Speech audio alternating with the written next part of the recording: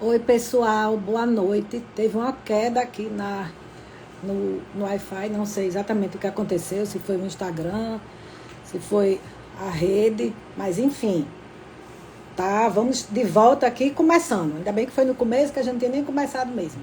Então vamos lá, boa noite, gente. Teve algum bug aqui no Instagram, certo? Então caiu e eu não estava conseguindo reativar.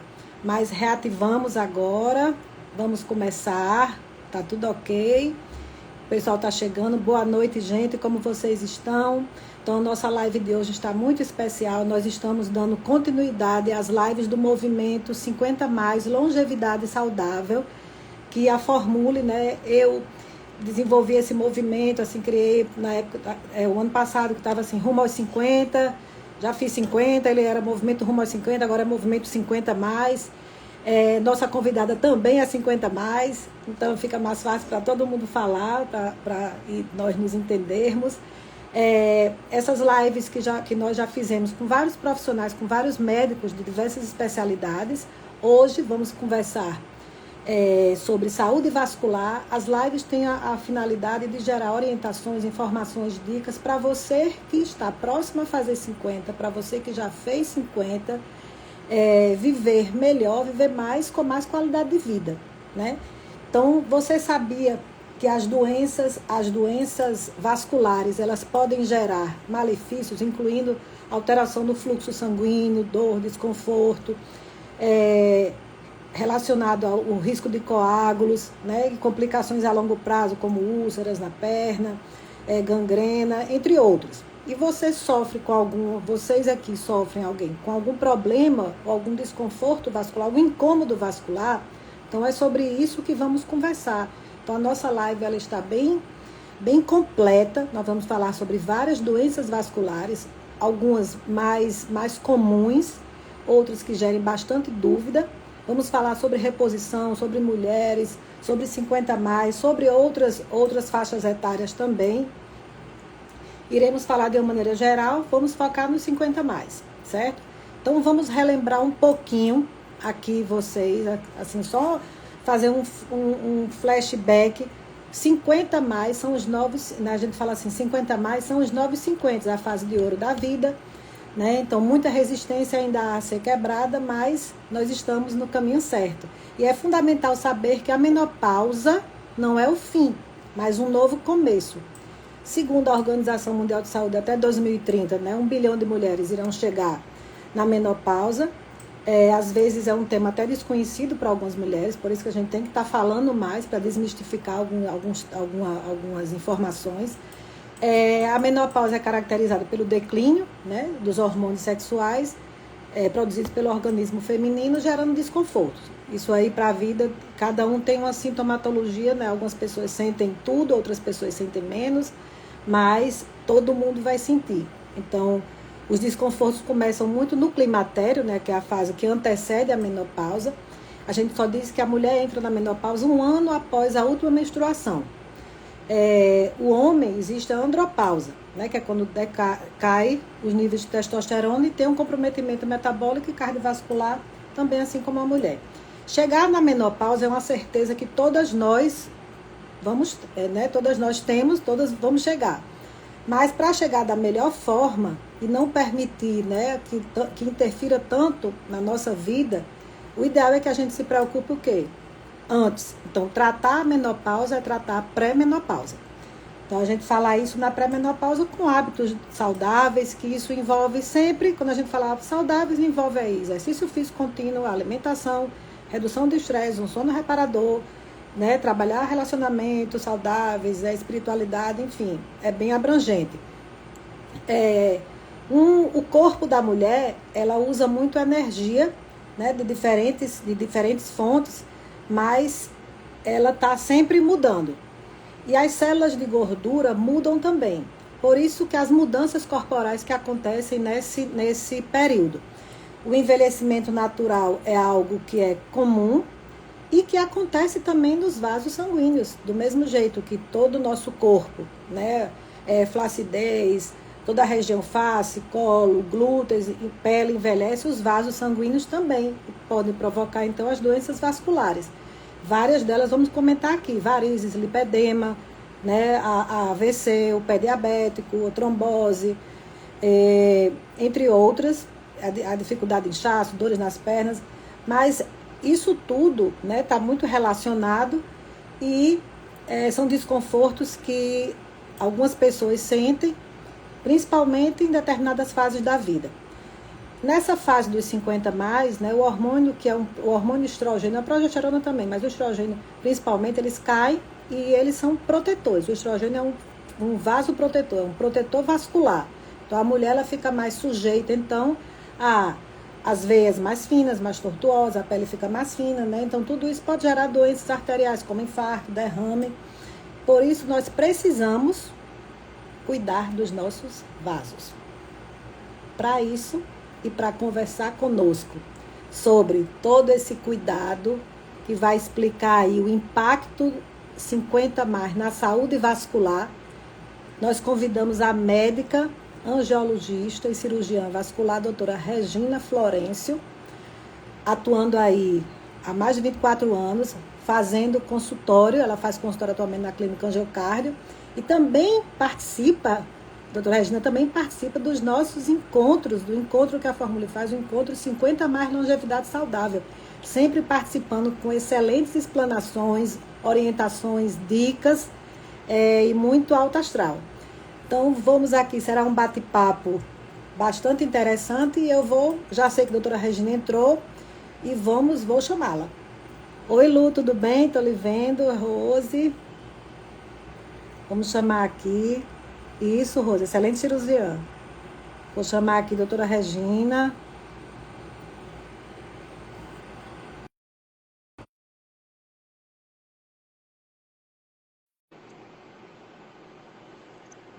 Vamos ver aqui. Boa noite. Olá, boa noite. Boa noite. Como é que você está? Tudo bem? Estou ótima. Que bom. Então, assim, eu quero lhe dar as boas-vindas em meu nome, em nome da Formule, por você ter aceito aí ficar com a gente esse período para compartilhar muito conhecimento, informações, dicas, orientações. Eu sei que vai ser assim bem bacana, um bate-papo descontraído, mostrando aí os cuidados essenciais, né? Às vezes a gente vai falar também de formulações, para diminuir, sempre com a finalidade de diminuir o desconforto das pessoas, né? E focando aí nas 50 mais, para gerar mais bem-estar e qualidade de vida. Para Eu tenho quando a gente certeza, chegar lá, né? Isso Lá. mesmo, com certeza. Eu tenho certeza que as pessoas que estão aqui vão sair dessa live, né, com informações valiosas e com uma dose extra de autocuidado. Aproveita, ainda dá tempo de mandar aí para a sua família, para um amigo, no aviãozinho aqui do lado. E vamos lá, né, doutora Regina? Então, assim, vamos começar aqui. Você quer falar alguma coisa antes de eu fazer aqui um resuminho? Eu queria falar porque o que acontece é a menopausa, como a gente está falando nessa questão, porque os 50 anos ela é ali o meio que normalmente a mulher entra na menopausa e como ela impacta realmente na vida da mulher como um todo, né? E não seria diferente esse impacto em relação à questão dos vasos. Então, ela impacta para pior. Infelizmente, ela impacta para pior na questão da circulação como um todo. Mas a gente também não pode só olhar para os vasos. A gente tem que colocar sempre a balança. Porque o que a gente vê, muitas mulheres sofrendo, muitas mulheres se acabando, muitas mulheres sintomáticas. E elas esquecem que, na verdade, a reposição, ela pode ser útil na vida de como um todo, na vida vascular como um todo. Então, claro, a pessoa sempre vai pensar em vascular sempre na varizes. Mas a gente tem que lembrar que a doença que mais mata no mundo são as doenças ateroscleróticas, que o nosso hormônio, que nós somos protegidas pelo nosso hormônio, pelo estrógeno e pela progesterona. Que quando a gente chega na menopausa, que esses hormônios declinam, que eles vão embora, o que acontece? A gente fica desprotegida. Então a gente tem que lembrar que a doença que mais mata no mundo, independente do país, se chama as doenças cardiovasculares. Então, só em a gente pensar nisso, já vale a pena pensar na hipótese de fazer a reposição hormonal. Não pensar só na questão das varizes, porque varizes a gente pode tratar, Isso. a gente pode, de certa forma, ficar olhando, mas lembrar que a principal causa de morte ainda são as doenças cardiovasculares. Ok. Então, como a gente estava até, como você até mesmo falou, a gente conversando anteriormente, que são muitas as transformações, assim, são muitas as transformações vividas no corpo da mulher, né? Durante toda a sua existência. Então, eu vou fazer um pequeno resumo aqui para todo mundo que está aqui, só para a gente ver como é interessante. Então, assim, a gente não envelhece do dia para a noite, né? Então, assim, aos 20 anos, o corpo esbanja colágeno, elastina, né? Proteção, firmeza dos tecidos, a face, corpo, o mesmo vale para essa questão corporal. Tudo é mais fácil, vamos dizer assim, lógico, que desde que a pessoa esteja, tem os hábitos, isso está ligado à alimentação, exercício, principalmente se for ou não gestações também, influencia. Além disso, a genética, que de qualquer maneira é super importante, a genética de cada um é única, né? Então, a genética também contribui para positivamente ou não, mas de qualquer maneira a genética não era estima. A partir dos 30, 35, aí a mulher já começa a observar umas marquinhas, né? O deslocamento aí, uma leve perda de gordura, o deslocamento da gordura no corpo, na face. Aos 40, o tempo não para.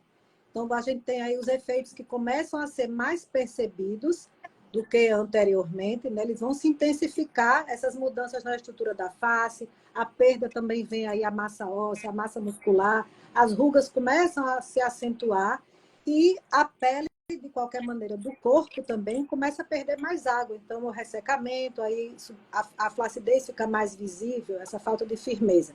E a gravidade não tem como escapar, né? Ela está mais forte, mamas, glúteos, isso aí não, tudo isso a gente está falando, e a gente sabe que as pessoas estão se cuidando, e que bom para segurar isso daí, né? Para ter uma resistência maior.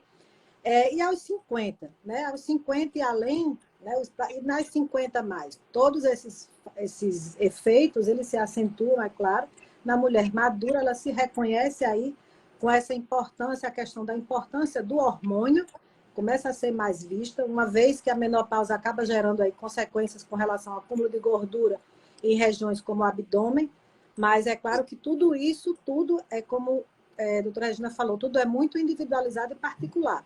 Então, a saúde vascular, né, que compreende o sistema circulatório, os vasos sanguíneos, as veias e vasos menores, isso aí que a grosso modo, a gente sempre vê no colégio, vai levar oxigênio e nutrientes para os tecidos e órgãos do corpo e vai retirar o CO2, né, o dióxido de carbono e as toxinas. Então, doutora Regina, explica aqui para a gente essa diferenciação que você acabou de falar também do sistema vascular, do sistema cardiovascular. Qual a composição, o que é que compõe o sistema vascular e o que é que acontece quando ele não está, quando o seu funcionamento está comprometido? Então, nós, cirurgiões vasculares, angiologistas, nós tratamos dos vasos, que nós temos 3 tipos de vasos. As artérias, que levam o sangue, que sai do coração, levando o sangue para os tecidos, que é um sangue rico em nutrientes, rico em oxigênio. E na hora desse sangue voltar, eles voltam pelas veias. 80% pelas veias, que é um sangue pobre em oxigênio, que é um sangue cheio de lixo das células. E 20% é aquele líquido que fica ali embaixo da pele, que vem pelo sistema linfático. Quando a gente fala estatisticamente que as doenças cardiovasculares são as doenças que mais matam no mundo, a gente está alertando que muitas pessoas se preocupam com o check-up cardíaco, com a bomba, e esquece dos vasos, esquece dos canos. Que, na verdade, essa estatística ela está tanto envolvendo as doenças cardiológicas como as doenças vasculares. Então, assim, esse check-up, a mulher que chega aos 50 a mais, que chega na menopausa, que ela começa a ficar desprotegida da ação do estrógeno, da progesterona, ela tem maior risco de ter infarto, de ter AVC. Então, nesse momento que a gente tem que fazer o check-up vascular. Está todo mundo consciente da importância de ir para o cardiologista, mas muitas pessoas não estão conscientes da importância de fazer o check-up dos vasos. Isso. Porque aí, essas doenças como o AVC isquêmico, ela é o entupimento da carota, que pode ser feito num simples exame, num Doppler. Uhum. Então, aneurisma, as próprias varizes mesmo, porque se a gente pegar estatisticamente, uma das principais causas de morte súbita em pacientes hospitalizados são justamente a embolia pulmonar, não é um infarto. E a embolia, de onde ela vem? Ela vem Uhum. exatamente da estase venosa, é que o paciente tem varizes, fica acamado, uma viagem prolongada. Então, essa é a importância que a gente está chamando a atenção aqui mais para mulheres, mas claro que os homens, a importância do check-up vascular, porque as doenças cardiovasculares, elas não se restringem só ao coração. Certo. E dentro dessas doenças vasculares, né? Dentro das doenças vasculares, quais seriam, você poderia dizer assim, quais seriam as principais doenças vasculares e as mais perigosas? As mais perigosas, que é aquela que acontece de forma súbita, que não manda recado, a embolia pulmonar, por exemplo, que uma das causas da embolia pulmonar, não é a única, mas uma das causas é justamente as varizes. As varizes, ela que provoca uma estase venosa, por isso que a gente também chama atenção que varizes não é só pela questão da estética, que muita gente deixa de tratar varizes achando que é pela questão estética. Não é, é uma doença perigosa, porque uma das complicações dela é a trombose venosa profunda, que esse trombo que se aglomera lá naquela veia que não está funcionando, ele vai para o pulmão e dá embolia pulmonar. Então, essa é uma doença... E, de certa forma, as doenças cardiovasculares, elas são doenças perigosas, por quê? Porque não são doenças sintomáticas. São doenças assintomáticas. Porque eu costumo dizer, ninguém morre de dor de dente. Uhum. E até poderia morrer. Isso. Porque se a pessoa não trata o dente, vira um abscesso, que vira um sepse, mas o dente dói. E aí a pessoa vai, né? Como dizia um professor meu, se preocupe com o braço que não dói. Então, como as doenças cardiovasculares normalmente elas não provocam sintomas, às vezes o primeiro sintoma já é uma coisa mais complicada. Por exemplo, as pessoas vão desenvolvendo aquelas placas de ateroma nas artérias, e aí essas placas não dão sintomas nem dor de cabeça. E elas vão fechando a carota, que o sangue não passa para a cabeça, e o que é que vai ser o primeiro sintoma? O AVC. Então, que você poderia diagnosticar num simples check-up. Uhum. Então, o AVC, a embolia pulmonar, a trombose venosa profunda, os aneurismas, né? Quem tem história familiar de aneurisma, então todos os aneurismas do pescoço para baixo, todos os aneurismas, eles são tratados pelo cirurgião vascular. Os aneurismas intracranianos são neurocirurgiões, mas todo aneurisma, que aneurisma é uma dilatação anormal da artéria, também é outra coisa que pode ser feito um simples exame de ultrassom. E não são exames complicados, não são exames invasivos. E às vezes, claro, na consulta a gente vai direcionando qual exame que o paciente vai ser feito, de acordo com a história familiar, de acordo com a queixa do paciente. Mas são coisas que o paciente, a mulher acima de 50 anos, ela tem que ter um angiologista para chamar de sua, e o homem também. Porque o homem, de certa forma, ele não é protegido de forma nenhuma. Nós ainda temos nossa proteção do estrógeno progesterona até a menopausa. Depois da menopausa, nós somos abandonados, por isso que temos correndo atrás. Isso mesmo. E nessas doenças vasculares, quais, assim, quem é mais acometido? Existe isso, assim, quem mais é acometido por doenças vasculares? Homem ou mulher? Existe aquela doença vascular que afeta mais homem e aquela que afeta mais a mulher? E qual a faixa etária é mais propensa ou não existe faixa etária? O homem, por exemplo, como você falou, né, tem menor proteção, já a partir dos 40 seria interessante fazer o check-up. Nós, cirurgiões vasculares, é uma aspa que eu vou abrir aqui, que é muito interessante, porque nós somos a única especialidade que nós tratamos desde o bebezinho até o paciente mais idoso. Não tem pediatra para isso, por quê? Porque os vasos, eles são doenças que podem acometer qualquer idade. Quando a gente pensa no lado arterial, os homens eles são mais acometidos, justamente por ele não ter essa proteção do estrógeno e da progesterona, então eles têm as doenças mais ateroscleróticas. Então ele vai ter mais entupimento na artéria. Quando a gente passa para a veia, nós temos a proteção dos hormônios para a artéria, mas em compensação, para as veias, elas são piores. Então, Uhum. as varizes não são doenças exclusivas das mulheres, mas elas são mais, as mulheres são mais acometidas. Uma a cada 5 mulheres tem varizes, enquanto uma a cada 15 homens tem varizes. Então, as mulheres têm mais pela questão do próprio hormônio, que é uma coisa que desencadeia, e também pela questão da gestação. A mulher, pelo fato, o fator da gravidez, ele influencia também, porque não é só a questão da genética, são os fatores desencadeantes. E a gestação é um grande fator, e também a questão hormonal. Por isso que quando a mulher chega nos 50 anos, que ela precisa fazer a reposição hormonal, elas, às vezes, pelo fato de ter varizes, elas se não querem fazer, né? Se Uhum. apegam com aquilo ali, É, mas esquece que, na verdade, ela está deixando aí de ter uma é proteção para as doenças cardiovasculares. isso, certo. Assim, a menopausa, a gente pode dizer que a menopausa, ela o fato de você estar na menopausa, você se protege você está na menopausa, você protege as suas veias, mas desprotege as suas artérias. Exatamente. Na verdade, é o famoso Isso. faca de dois gumes, né? Uhum. A gente tem que, por isso que a menopausa ela tem que ser levada a sério. E a gente vê como os pacientes, de certa forma, eles às vezes não são bem orientados, né? Isso. Eles associam sempre o sintoma da menopausa com fogacho. É. Então, muitos pacientes, e é impressionante como eu gosto de conversar com mulheres nessa fase de idade, porque elas, o hormônio, a falta do hormônio mexe, né, com a mulher. Uhum. E ela diz assim para mim, doutora, eu não tenho fogacho, então eu estou muito bem na menopausa. Aí eu disse, tá, beleza. E como é que tá a sua irritabilidade? Uhum. Tá querendo matar um Isso. no outro dia? Tá É. dormindo bem? Né? Como é que tá o libido? O libido tá bom? A gordura, porque nessa fase a gente não pode olhar peso, a gente tem que olhar composição corporal, porque a gente deixa de ter a gordura mais periférica para ter a gordura mais visceral, que é justamente a gordura mais perigosa. A gente começa a mudar, o abdômen começa a ter mais gordura, começa a ter aquela gordura visceral, que é a gordura que mata. Então Uhum. não é peso, porque se a gente avaliar, tem mulheres que dizem, eu até perdi peso. Claro, a gordura ela é leve. Isso. O músculo que pesa. Então não é Uhum. peso. Nessa fase a gente tem que ser acompanhada para ver a composição de gordura para o músculo. Então, assim, quando a pessoa olha, ela diz que está assintomática, mas porque ela não está sentindo fogacho. Uhum. E não é, ela tem todos os sintomas.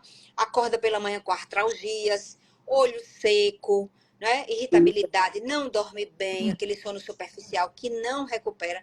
Então, ela pensa no fogacho, mas na verdade ela está com todos os outros Outros sintomas. E quando que a gente não. vai perguntar, Aí é que ela vai realmente, lembrando, exato. Por isso a realmente, importância de se perguntar e falar e lembrar. Porque aí você vai falando, ela vai, opa, eu tenho isso, eu não tenho isso, mas eu tenho isso. Né? Que é o exatamente, que pensa que exatamente. é uma coisa normal e que não é, E gente. não é. E Se como sentir existem mal não é mitos, normal. né? E como tem mitos em E relação à a, menopausa. É como se a gente chegasse aos 50 anos, é, que eu já passei um pouquinho, né? Já.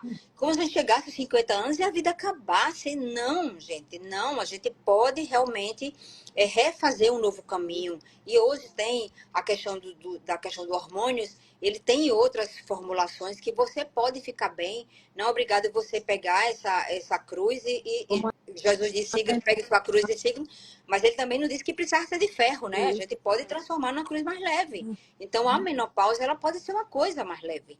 E a gente pode transformar com essa questão. Claro que existe, tem pacientes que têm contraindicações absolutas, a gente entende, mas a gente sabe que existem muitos mitos em relação à poderia estar reposição hormonal. fazendo e não está.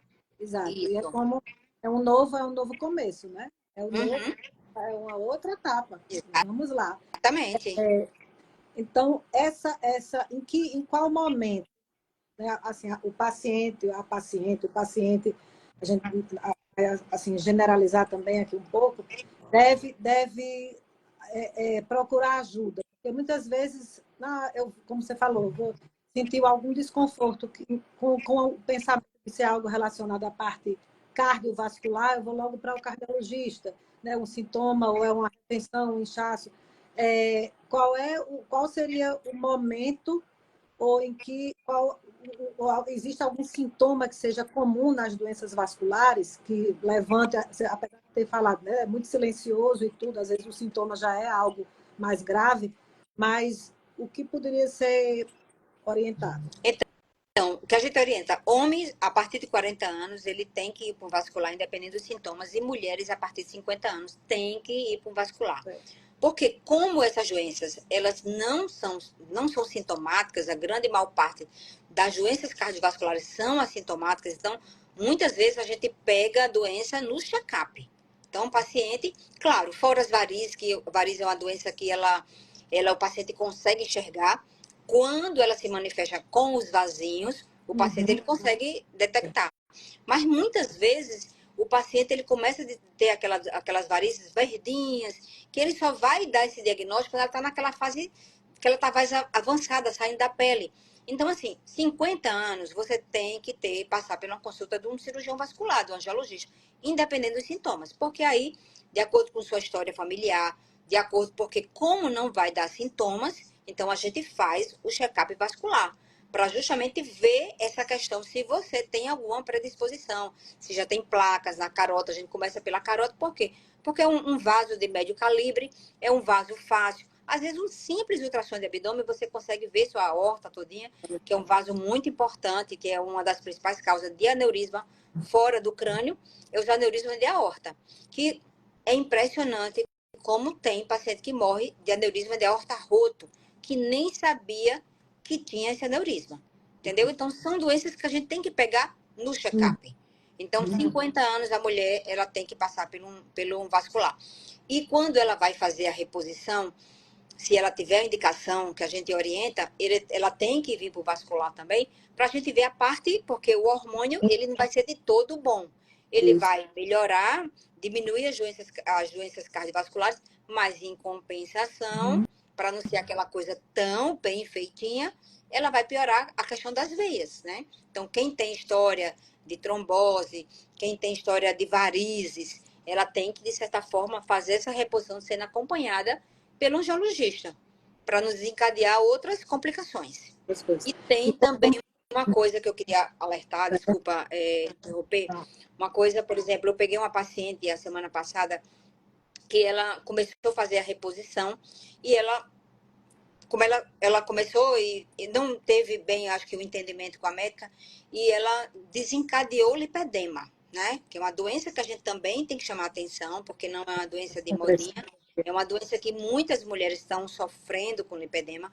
E um dos gatilhos que desencadeia o lipedema é justamente a introdução do hormônio.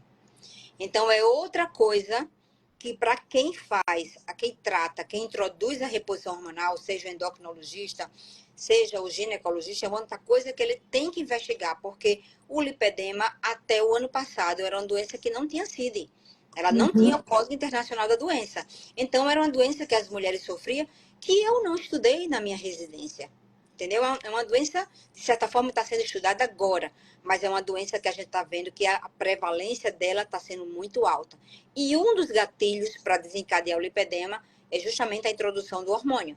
Por isso que é outra coisa que tem que fazer essa investigação, se o paciente tem ou não, porque essa minha paciente, ela desencadeou, foi o gatilho para ela desencadear o lipedema.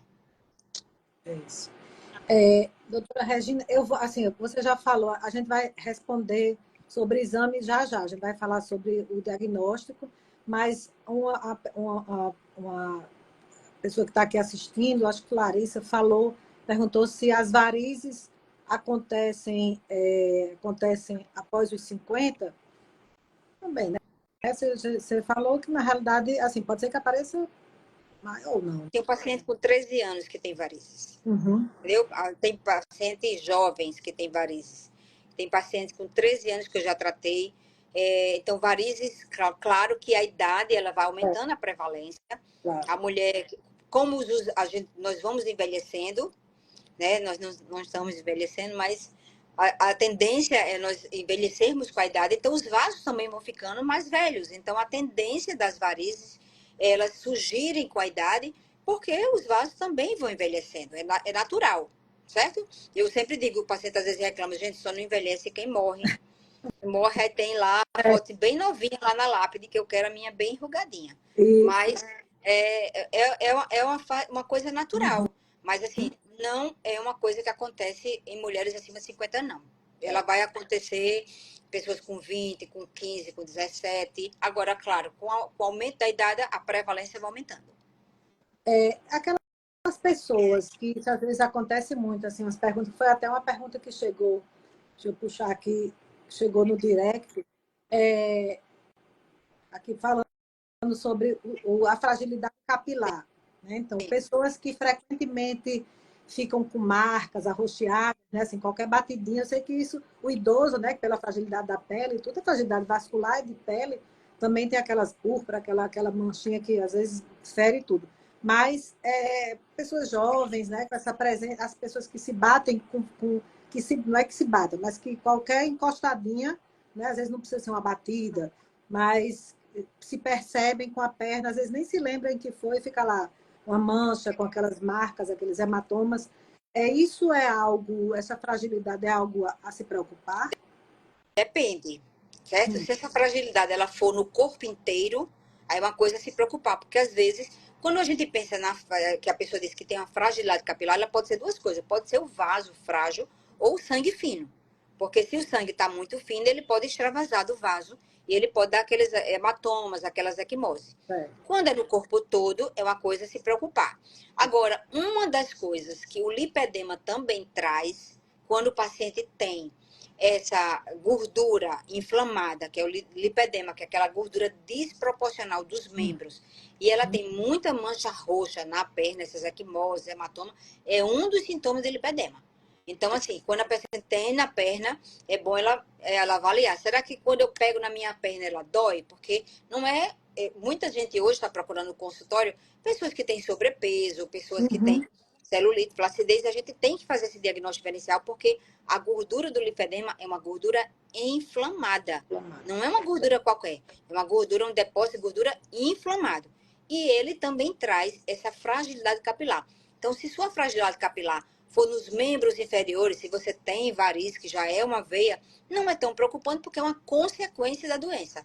Mas se você tem equimose, hematoma no corpo todo, inclusive isso faz parte da investigação, aí entra o hematologista, né? Porque o hematologista, ele trata do sangue, enquanto que a gente trata dos vasos. Certo. A gente sabe que existem, né, várias, como você falou, existem várias doenças, a doença vascular, ela é bem, existem várias doenças vasculares. A gente falou aqui, né, você comentou as mais perigosas, a gente falou das varizes, e quais são os fatores de risco para as doenças, vou generalizar assim, para as doenças vasculares?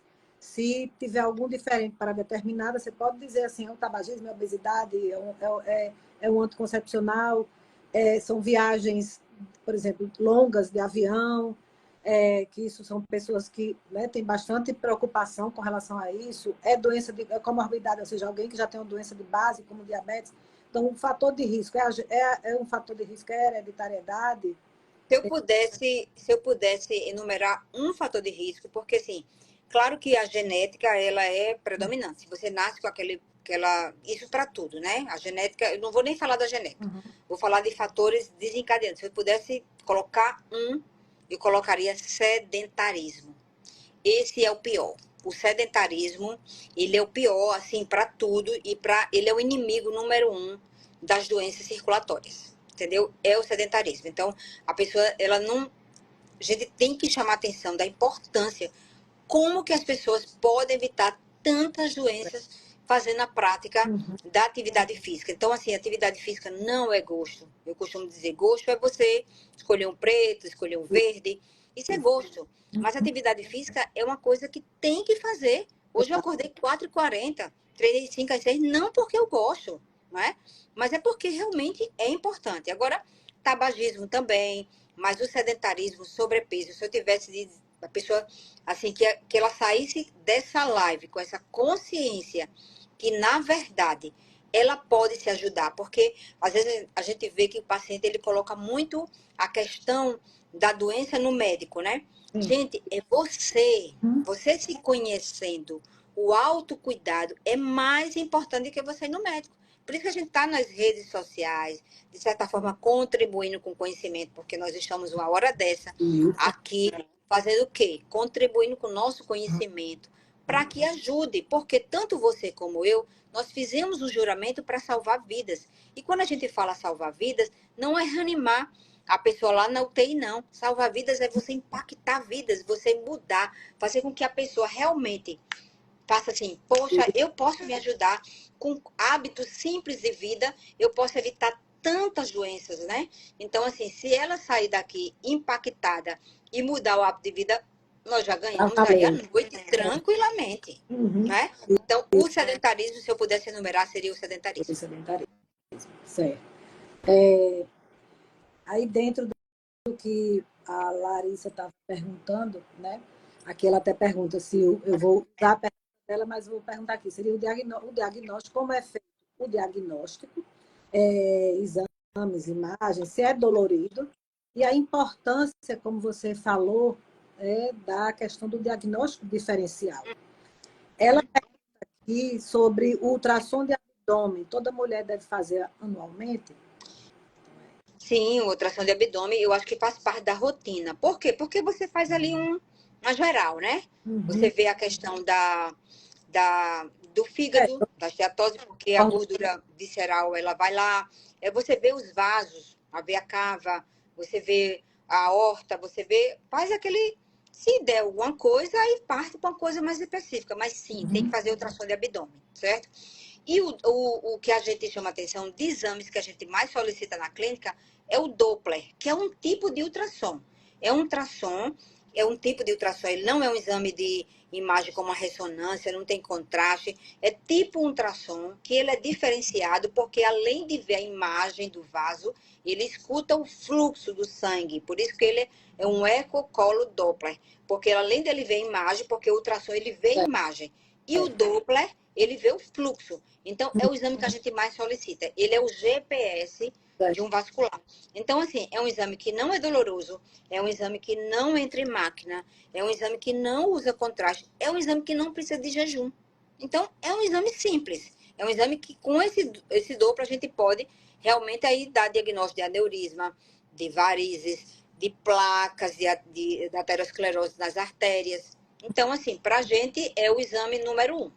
Certo? A partir dele é que se o paciente tiver alguma coisa específica, a gente solicita outros. Ok.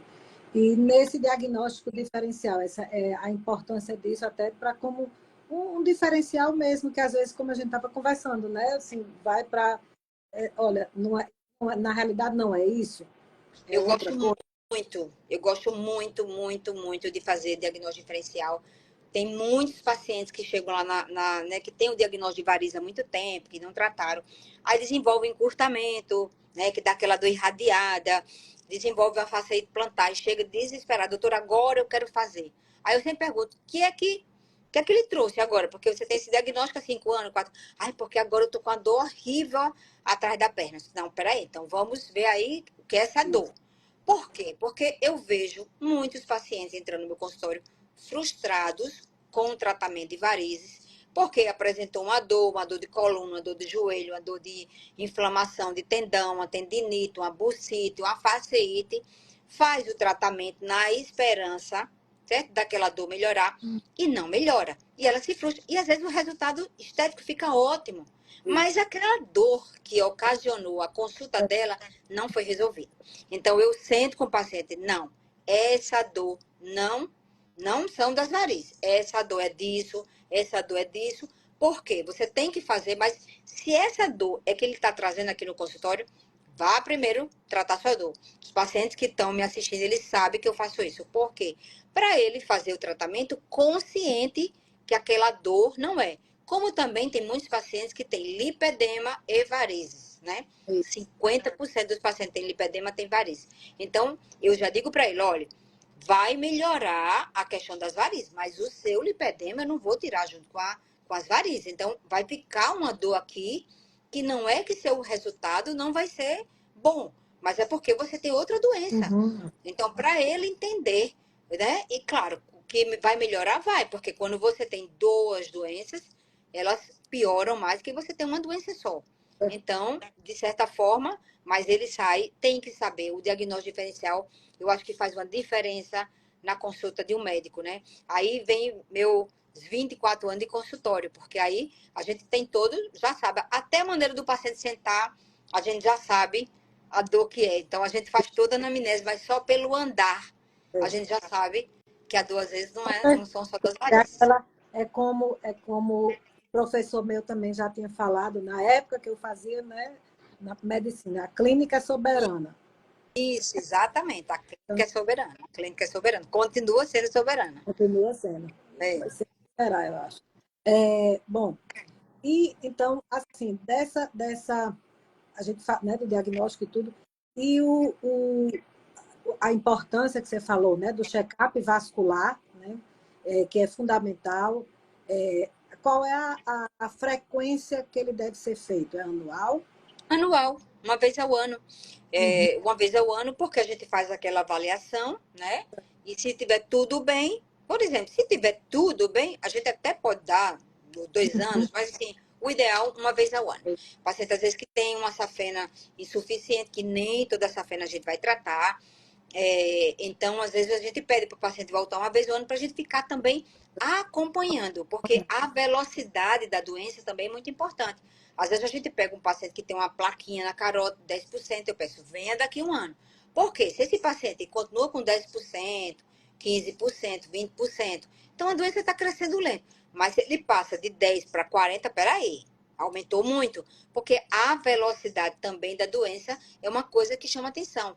E outra coisa, a gente tem que avaliar. Eu vejo, às vezes, pacientes que vêm com diagnóstico de placa, que o colega só fala assim, tem uma placa.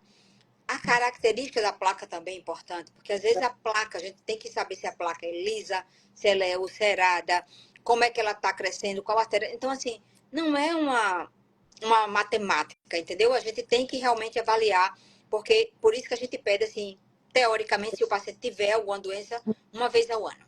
Ok. E é comum, uma dúvida frequente, que foi também perguntada, eu vou colocar aqui, mas você já até comentou, mas uma dúvida frequente sobre as doenças vasculares é a respeito das pessoas confundirem os termos.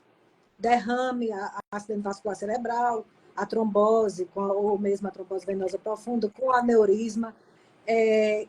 Qual a diferença desses termos? Né? E, inclusive, como você até, eu coloquei aqui, porque você comentou a questão de muitos casos acontecendo, não necessariamente foi isso, mas de pessoas, até adultos jovens, com morte súbita, que na realidade não, como foi ver, não foi a causa, né? Não foi a causa morte, não foi infarto, e se é embolia Sim, pulmonar, como você falou. sim, E sim.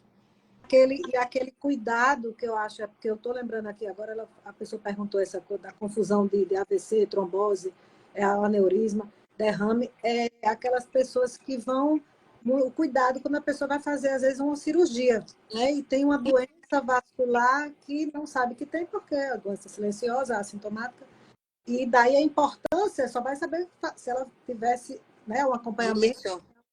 vascular. Uhum. E vai na mesa lá, quer dizer, tem um problema, uma embolia, foi oriundo de uma doença, né? Não daquele procedimento, e sim da doença pré-existente. Essa confusão que as pessoas fazem aí dos termos. Tem. Quando a gente fala trombose, né? O paciente fala assim, às vezes, doutor, eu vim aqui porque minha avó teve uma trombose. Então, onde foi a trombose da sua avó? Não, foi na cabeça. Então, a pessoa confunde o AVC, que é o acidente vascular cerebral, com a trombose, que na verdade pode ser um trombo, mas normalmente a principal causa do AVC isquêmico é a formação da placa. A placa da carota, ela fecha, né? E ela deixa de passar o sangue. Outra causa do AVC é o AVC hemorrágico, que são os aneurismas intracerebral que podem romper. Então, quando a gente fala de trombose, trombose é o quê? Um aglomerado de sangue, um coágulo do sangue, que ele pode dar em qualquer parte. Mas quando a gente fala de trombose venosa profunda, é aquele trombo que se forma lá na perna, lá na panturrilha. E esse não pode ir para a cabeça, porque quando ele vem pela circulação que ele migra, ele impacta no pulmão e ele dá embolia pulmonar. Uhum. O trombo que forma no coração por alguma arritmia, por alguma coisa, é o que vai para a cabeça. Mas o que vem da perna é o que a gente chama de trombose venosa profunda, ele que gera a embolia pulmonar, que é o que pode dar a morte súbita. E o que a gente diferencia quando o paciente tem uma trombose na perna, que é outra coisa. O paciente, eu tive uma trombose na perna. Essa trombose foi numa veia mais profunda ou foi numa veia superficial? Porque uma das complicações de varizes é a tromboflebite, que a gente coloca outro termo para diferenciar, para não dar tanta gravidade. Porque a varize ela pode formar um coágulo, um trombo que não é tão perigoso quanto a trombose venosa profunda, que está lá no sistema venoso profundo, que esse pode ir para o pulmão. E a tromboflebite, não, porque é de uma veia superficial. Então, no máximo que ela vai acontecer é muita dor, um inchaçozinho no local, que é uma complicação, mas não é grave, como a trombose. Então, a trombose que dá na cabeça é o AVC, que pode ser isquêmico ou hemorrágico. É o isquêmico hemorrágico. E, vamos lá. Agora, a gente, né, a doutora Regina falou assim, de algumas doenças, de várias doenças vasculares, mas vamos nos ater agora a entender melhor 3 delas. As varizes, a gente vai se aprofundar um pouquinho, varizes, chamadas aí as veias doentes, o lipedema e o pé diabético. Com relação às varizes, você já falou bastante e tudo, mas assim, um bate-bola rápido, assim, fatores de risco, prevenção e tratamento, né? Assim, assim, as pessoas têm aquele meia elástica, às vezes sai comprando meia elástica, nem fez consulta nenhuma e sai por aí comprando, às vezes, de alta compressão e tudo. Algum medicamento pode desencadear o aparecimento? Qual a consequência de varizes não tratadas? Se tiver eu repito de novo as perguntas, mas eu tenho assim, fatores de risco, prevenção e tratamento. Prevenção, atividade física. Porque aí você evita, porque é o sangue parado, né? Eu costumo fazer analogia que varizes é como se fosse uma bola de encher. Então, se você enche, você deixa ela cheia de sangue, então ela dilata e quebra. Então, na hora que você faz uma atividade física, lembrando que a panturrilha é o nosso segundo coração. Então, na hora que você faz atividade física, você está ajudando. Então, prevenção à atividade física. Primeira Aí, coisa. na atividade física, existe algum exercício que seria o aeróbio é mais impactante, ou o de resistência, ou algo que deveria ser feito para quem tem? Se o paciente puder fazer se puder fazer tem que trabalhar bomba. E você trabalha bomba onde? Musculação e pilates, certo? Bomba. E claro, tem que associar sempre um aeróbico, uma caminhada, porque também não adianta, porque eu costumo dizer, se o paciente caminha, ele caminha, mas ele não tem bomba. Cadê a bomba? Entendeu? Então, onde é que a gente cria músculo? Onde é que a gente compra músculo? Na musculação. E quem não tem alguma limitação com a musculação, o Pilates, porque as pessoas associam o Pilates como fosse aquela coisa do idosozinho. Gente, eu faço Pilates. É puxado, Né? entendeu? É puxado.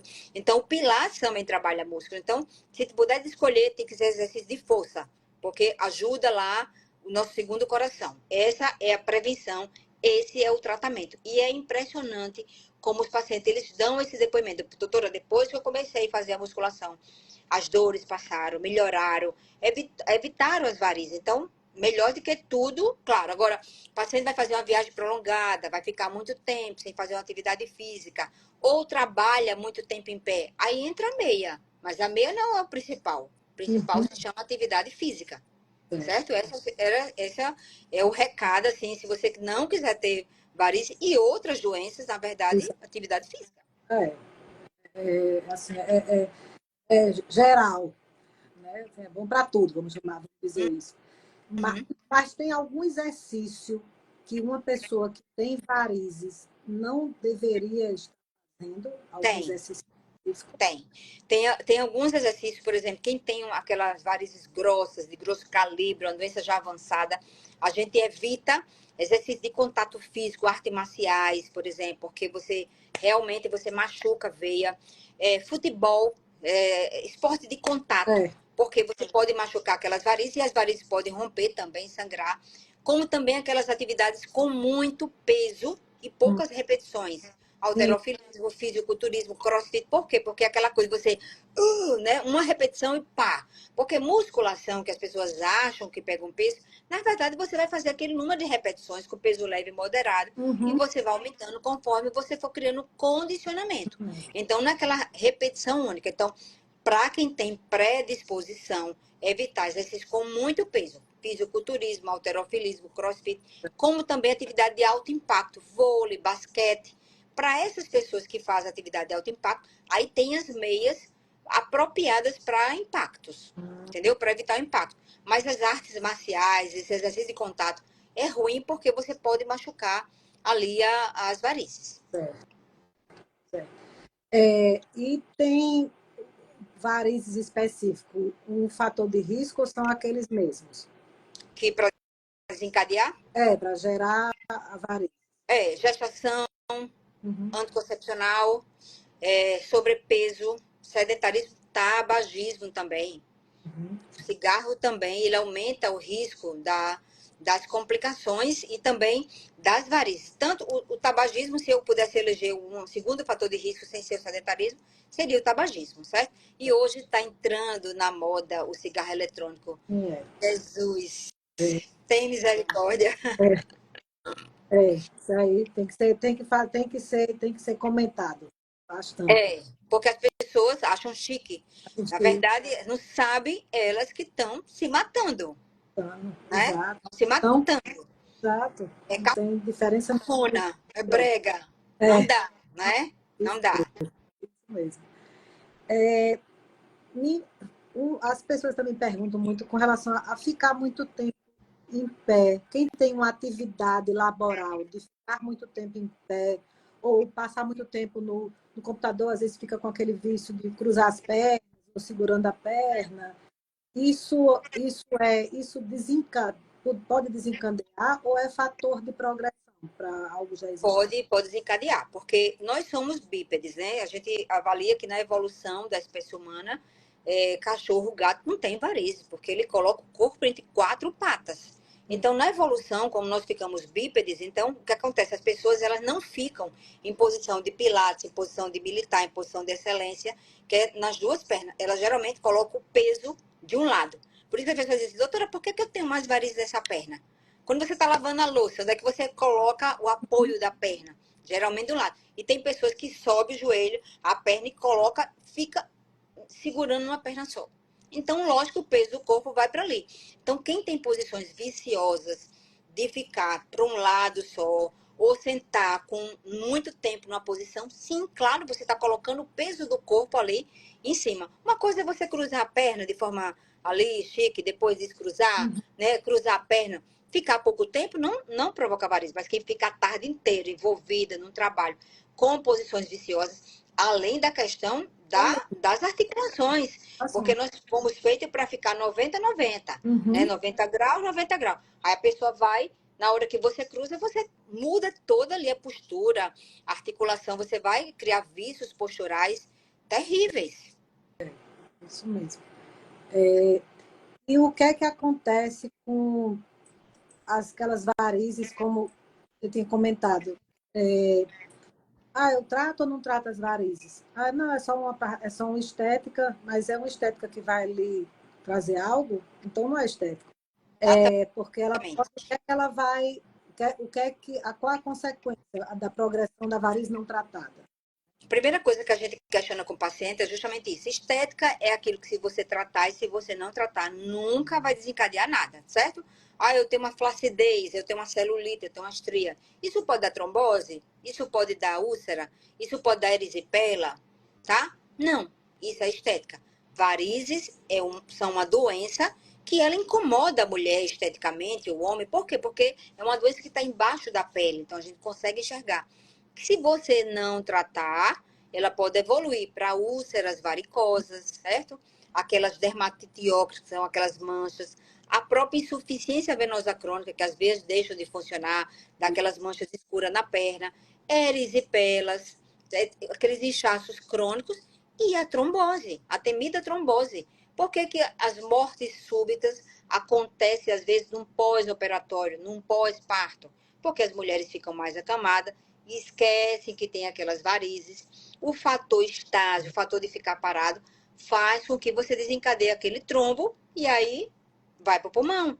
Entendeu? Por isso que hoje, como protocolos, né, em cirurgias prolongadas, é feita aquela medicação que as pessoas tomam lá na barriga, que às vezes nem sabe por que está tomando, mas ali é a prevenção da trombose. E às vezes utiliza tipo uma manta, né? Na verdade, é a compressão pneumática intermitente, em uma, cirurgias prolongadas, que fica justamente a pessoa está parada, então a compressão pneumática intermitente, ela fica ali simulando ali, mexendo nos vasos, né? Para poder. Por isso que as pacientes, mesmo com aquelas sorinho, ficam andando ali no corredor. Por quê? Para andar, para não deixar a perna ficar parada. Né? A deambulação precoce, você andar precocemente no pós-operatório, já é uma medida para evitar trombose. As meias também, que muitos cirurgiões usam, aquelas meias brancas, que são aquelas meias antitrombóticas, também é uma prevenção. Todo esse cuidado para quê? Para evitar a bendita embolia pulmonar, que muitas vezes os pacientes têm varizes e não valorizam elas. Varizes. Existe, assim, a gente não estou falando assim do medicamento em si, mas a gente sabe que existem as cirurgias, né, que são feitas. Essas cirurgias, assim, a cirurgia dependendo do calibre, né, da variz, da quantidade, existe aquela aplicação, né, a espuma, ou é ou é a cirurgia propriamente dita. Existe esse mito, eu estou aqui, é tipo os mitos e verdades. Se naquela região retirou, próxima a ela vai nascer mais? Na verdade, não. Varizes, a pessoa sempre tem aquele conceito que varizes voltam, que varizes. E a gente sempre diz, eu sempre digo para o paciente, eu olho para o paciente, eu não vou lhe curar, tá? Eu não tenho essa propriedade de curar uma doença que está relacionada com a genética. O que a gente orienta e tem dado certo é o paciente fazer o tratamento e fazer as manutenções. Por quê? Porque a vida, ela vai continuar trabalhando em pé, ela vai continuar no emprego dela, ela vai engravidar, ela vai ter que usar um remédio que vai desencadear, a vida continua. Então, claro, você tratou, você tirou aquelas varizes, com o tempo vão aparecer outras, vão. E eu sempre disse, se você achar que você vai brigar com a genética uma vez e está resolvido, não faça, tá? Porque tudo que a gente briga com a genética, a gente tem que fazer o tratamento e fazer as manutenções. Isso vai ser do simples pintar o cabelo, né? Eu tenho cabelo preto e quero ficar loura. 3 em 3 meses eu tenho que pintar meu cabelo. Eu tô brigando com minha genética, né? De Índia. Então eu tenho que pintar. Então, a varizes é do mesmo jeito. Então, adianta fazer o tratamento? Sim, porque se você tiver essas varizes com essas, daqui a pouco essa quantidade vai começar a gerar as complicações. Se você tirar essas, apareceria essa, se você for tirando, fazendo, mantendo, aí melhora. E também, claro, você que entende de formulações, você sabe que existem muitas formulações, muitas medicações que melhoram muito a sintomatologia dos pacientes. Claro, o paciente variz não é um tratamento que ela tem que fazer em caráter de urgência, mas é uma doença que limita muito, porque é muita dor cansada, muito peso. Paciente que tem lipedema também, são pacientes muito sintomáticos. Aí as medicações, ela entra aí como ajuda muito importante na Existe qualidade de vida do qualidade, paciente. assim, existem realmente alguns ativos protetores vasculares, né? Por exemplo, a diosmina, a peridina, a rutina, o resveratrol, a quercetina, que é da casca da cebola e da maçã, que são ativos que, além de terem ação anti-inflamatória e antioxidante, têm ação protetor vascular mesmo. Uhum. Protege o vaso, assim, melhora a qualidade daquele vaso. Sim, Juntamente com alguns fitoterápicos também conhecidos como castanha da Índia, ginkgo biloba, centela asiática. isso. Alguns deles a gente também utiliza no lipedema. Assim, porque ele tem um viés parecido, de qualquer maneira. Né? É, exatamente. É uma resposta excelente se vê com o resveratrol e a quercetina, sabe? E a própria pectina, que é um tipo que é também extraído da maçã e tem uma capacidade de melhorar essa textura mesmo, Sim, o aspecto, sim, a textura do vaso, e ajuda, consequentemente, a aliviar, às vezes, o desconforto do peso, né? Da sensação de é, cansaço, do mesmo assim da dor, muitas vezes, em algumas situações, e também produtos tópicos, né? Que às vezes precisa fazer uma massagem, um gel com esses Uma mesmos drenagem. às vezes é uma drenagem, exato, assim, a gente tem as tinturas, que são as tinturas drenantes, que entram a equinácea, né, o hibiscus, a cavalinha, que tem uma ação do exetum. Então, tem muita coisa que pode estar ajudando, Melhora fazendo combinação. muito, melhora muito. Melhora muito. A medicação, ela vem aí com ajuda para realmente, assim, melhorar muito a qualidade de vida, porque, como eu disse, são doenças, às vezes, que o lipedema não mata, mas ele incapacita, ele limita, porque a pessoa, ela chega em casa no metade da tarde e ela já está com muita dor na perna, muito incômodo na perna. Então, a medicação, ela melhora bastante, porque a cirurgia, muitas vezes, a pessoa quer o caminho mais fácil. A cirurgia, a gente só indica em casos realmente muito limitantes, em casos avançados, em estágio muito avançado. Antes de ir para a cirurgia, tem todo, diferentemente da variz, né? Tem todo um trajeto que a pessoa tem que trilhar ali. É isso, exatamente. E uma coisa assim que a gente fala muito, que mesmo o lipedema, que a gente vai conversar sobre ele, que são doenças que têm uma inflamação, tem um componente inflamatório.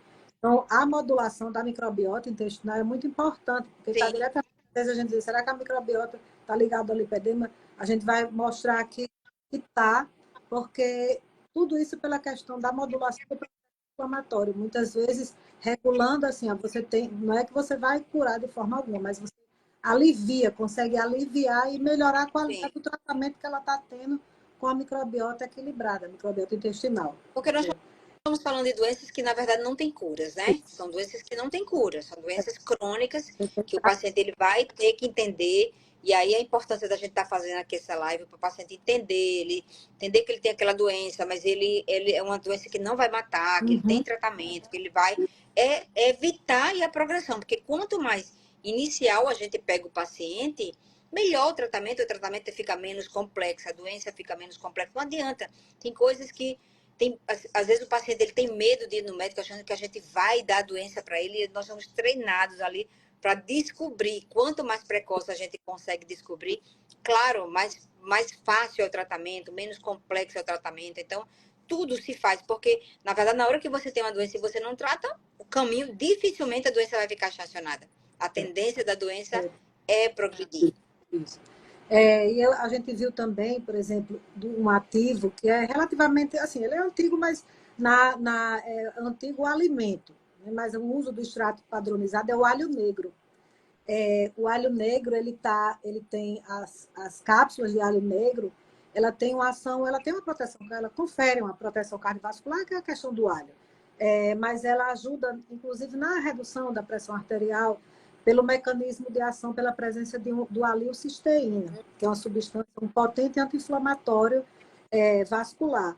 E Olha uma que coisa outra, interessante, eu aprendendo aqui. e uma enzima chamada de natoquinase, que ela faz ela atua gerando uma fibrinólise e ela ajuda, ela funciona como anticoagulante. Sim. Ela também é considerada um antihipertensivo, mas é uma enzima. É uma enzima, ela não é um medicamento.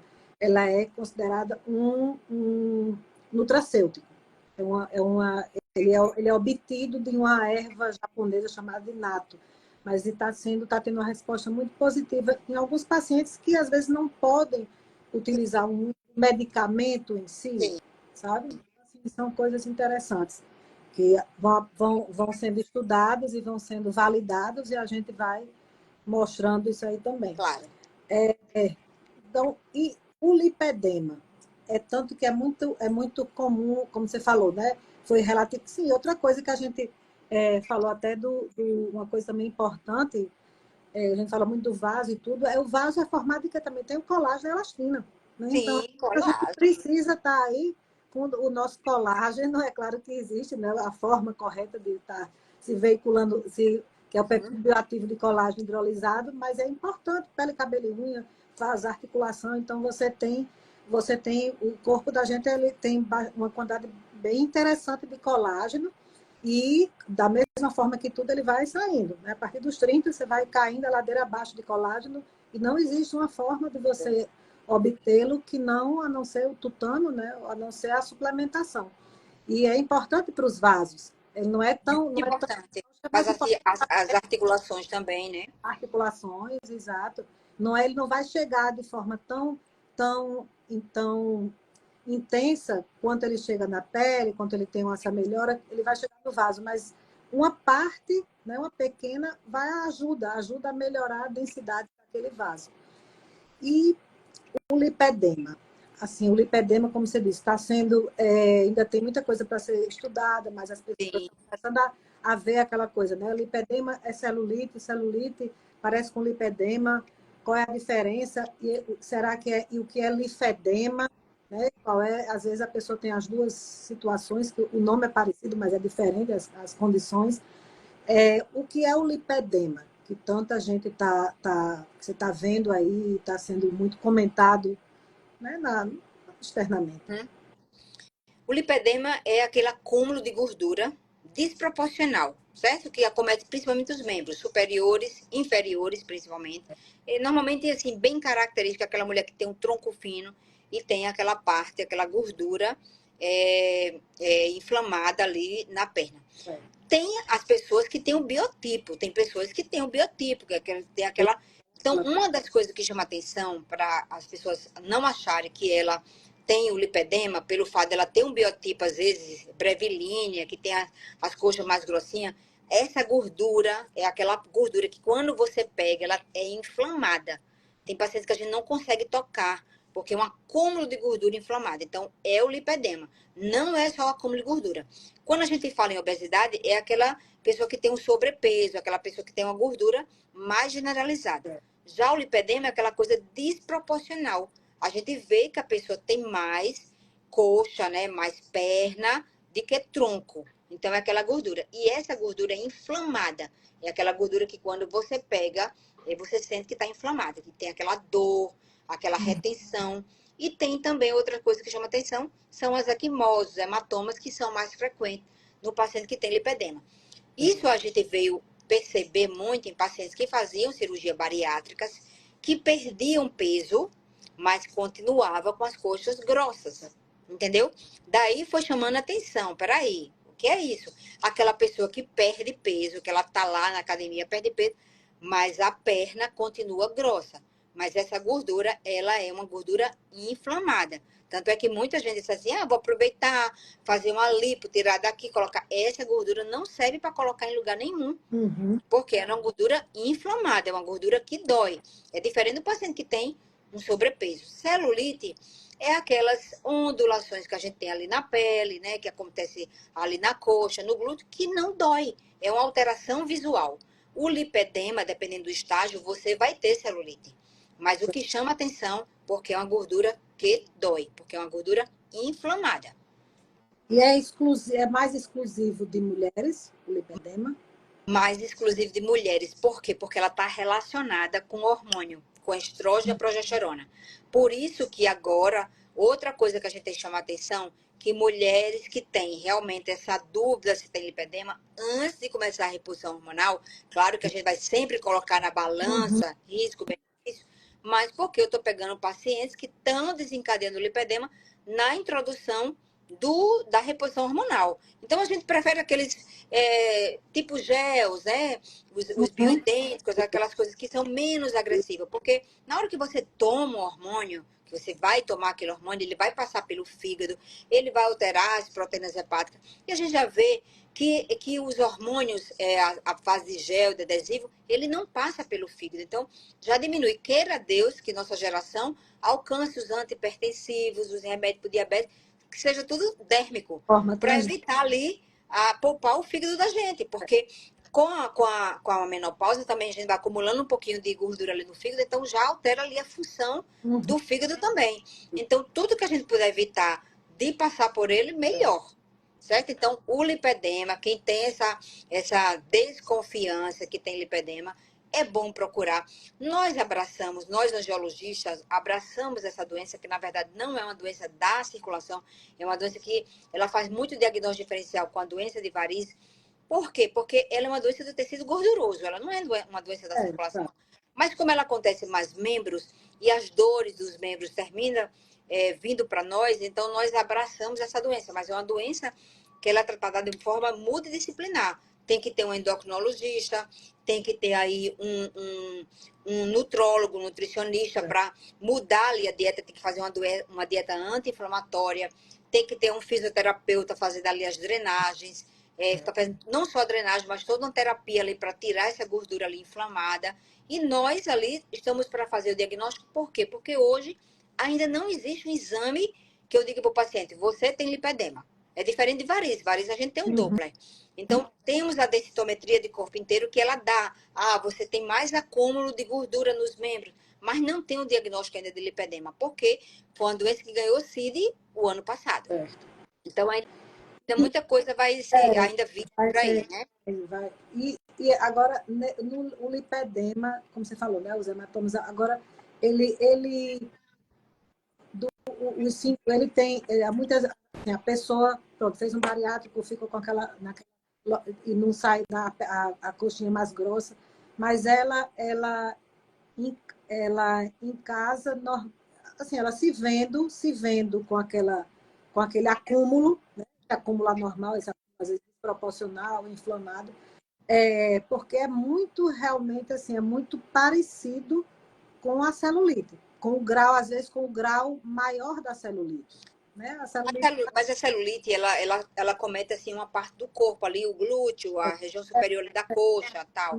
O lipedema, dependendo do estágio, não do estágio, da anatomia, do grau anatômico dele, ele vai até o tornozelo, ele acumula ali até o tornozelo.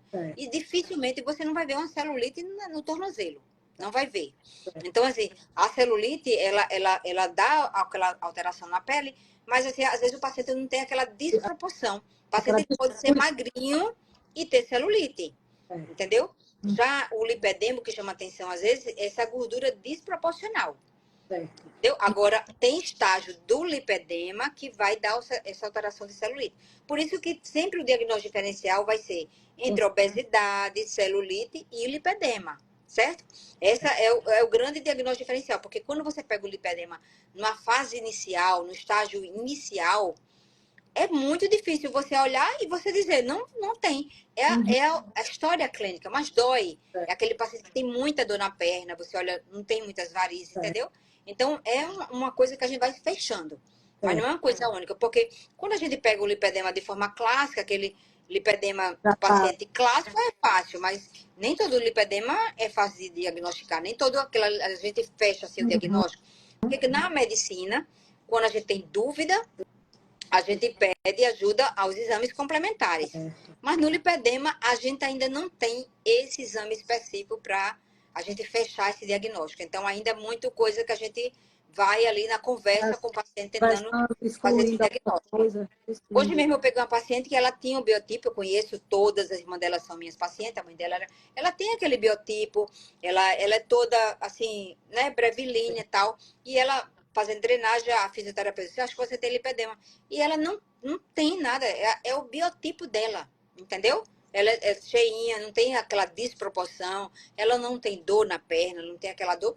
Ela tem uma retenção de líquido, que não tem nada a ver com lipedema.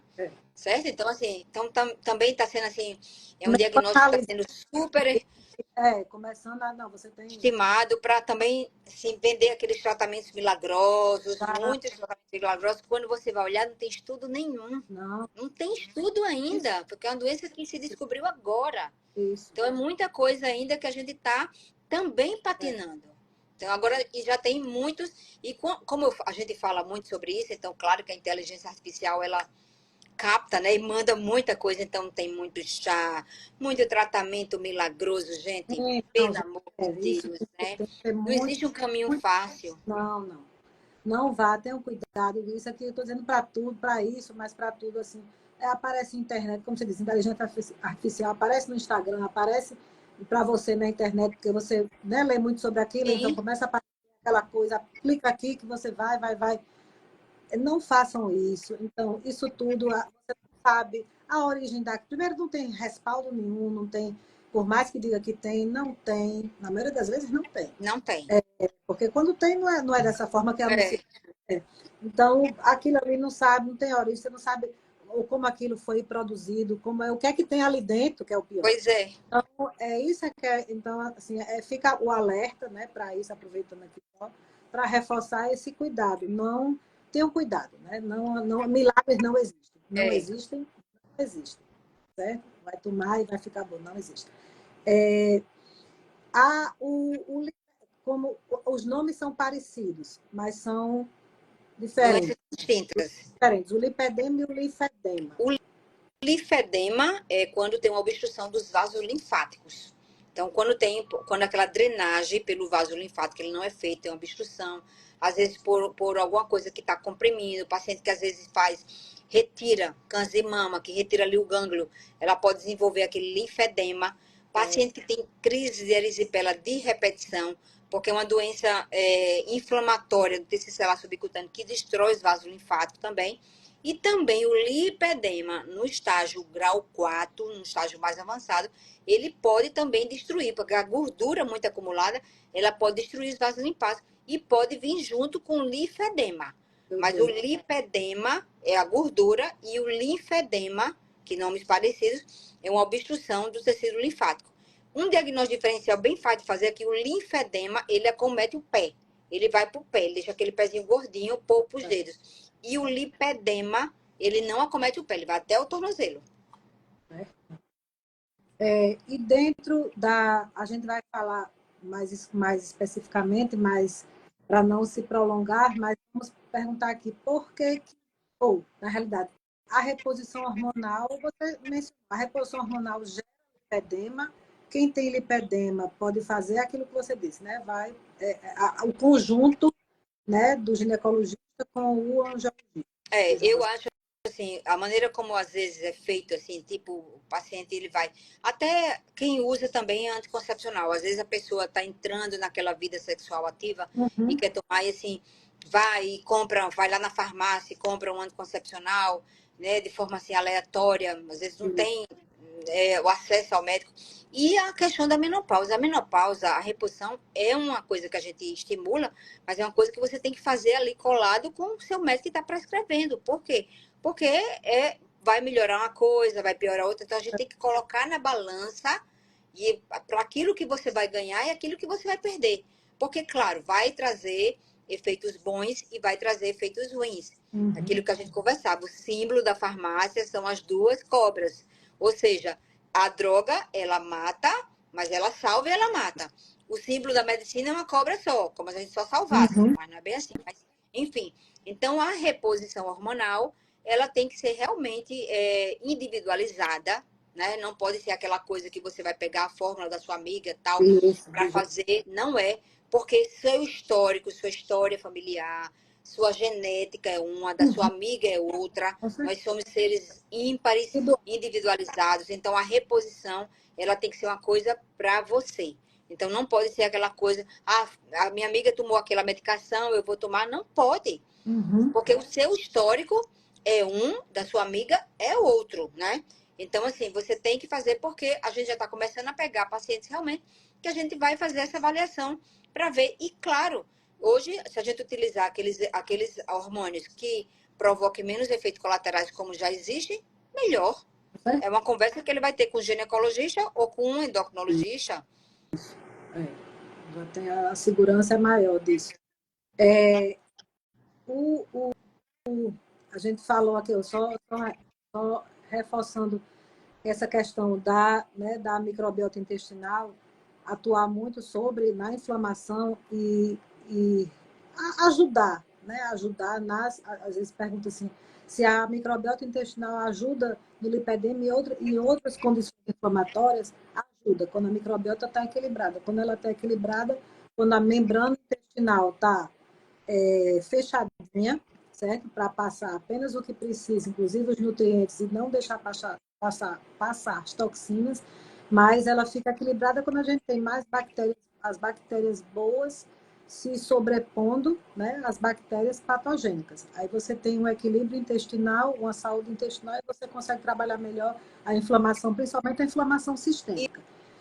Outra coisa, quando você tem um intestino que funciona bem, uma das coisas que aumentam as crises de varizes é justamente a constipação intestinal. Se você faz muito esforço ao defecar, você aumenta muito a pressão intraabdominal e você diminui o retorno venoso.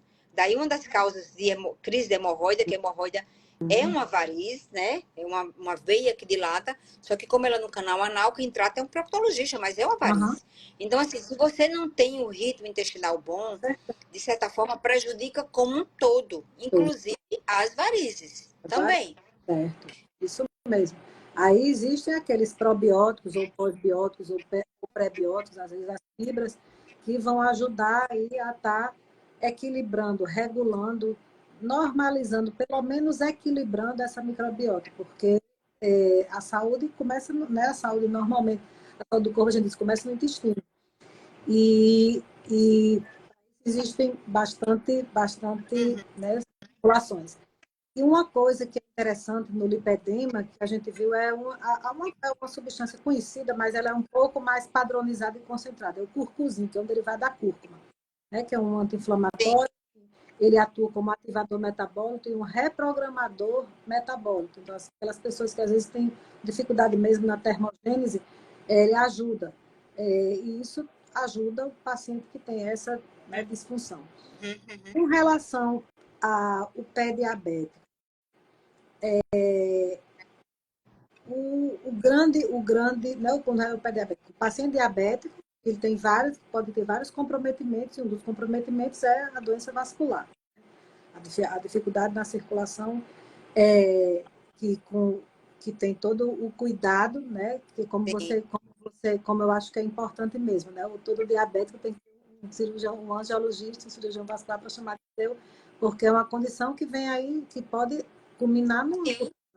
É, e é impressionante o índice alto de amputações. Principalmente aqui no nosso estado, a gente não consegue entender por que esse paciente que é diabético há 10 anos, 20 anos e nunca passou pelo vascular. Entendeu? Eu não estou falando nem em sistema de SUS, não. Eu estou falando em sistema de consultório mesmo, de Uhum. medicina privada. Então, o paciente que ele tem um diagnóstico de diabetes, 5 anos, 10 anos, ele tem que ter um vascular para chamar de seu. Entendeu? Porque uma das complicações temidas é justamente as amputações. E quando o paciente ele vem ter essa indicação, uma das coisas é porque a circulação já está toda entupida, mas ela não entupiu de uma hora para outra. Ela foi lá, foi uma plaquinha que era 10%, 20%, que a gente poderia ter agido lá, né? Uma Uhum. das coisas que eu já fui professora da Universidade, né, Federal do Rio Grande do Norte, uma das coisas que me frustrava lá era justamente as amputações, porque a gente terminava só amputando. Gente, aquilo ali me consumia. Por quê? Porque aquele paciente ele já chegava ali no fim. Então, para salvar a vida dele, a É. gente terminava amputando, porque a gente não tinha outra coisa para fazer. Então, uma das coisas que a gente chama atenção, gente, tem paciente que é diabético, ele tem que ter um vascular para chamar de seu. Não é que todo paciente diabético ele vai ter essa doença, as doenças ateroscleróticas, mas ele é um paciente que tem um fator de risco muito alto para essa doença. A doença aterosclerótica, ela pode vir do simples envelhecimento da artéria. O paciente idoso, ele pode ter. Mas num paciente que é diabético, ela comete uma fase mais precoce.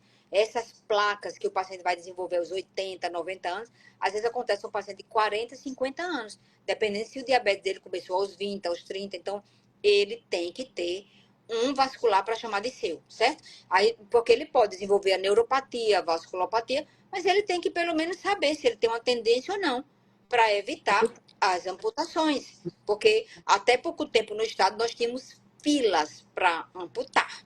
Teve mutirões de amputações, coisas que poderiam ser evitadas. É, com certeza. Assim, assim, é lamentável, é que as É pessoas lamentável. é, conhecem, assim, mas eu acho que também é importante, tudo é informação, lógico, né? Assim, muitas vezes o paciente vai, o médico faz o diagnóstico normalmente, lógico, às vezes o cardiologista faz, quem faz o diagnóstico normalmente é o endócrino, né? Endocrinologista, ou clínico, mas a orientação mesmo da busca, de procura, é importante aquela coisa da equipe disciplinar. Então, já que é uma complicação É, que é, uma complicação que é fácil, certo? Assim, que pode acontecer mesmo. Então, às vezes é pela falta da informação. sim. E, e então, assim, dentro como nós explanamos aí essas principais, a variz, o lipedema, o pé diabético, e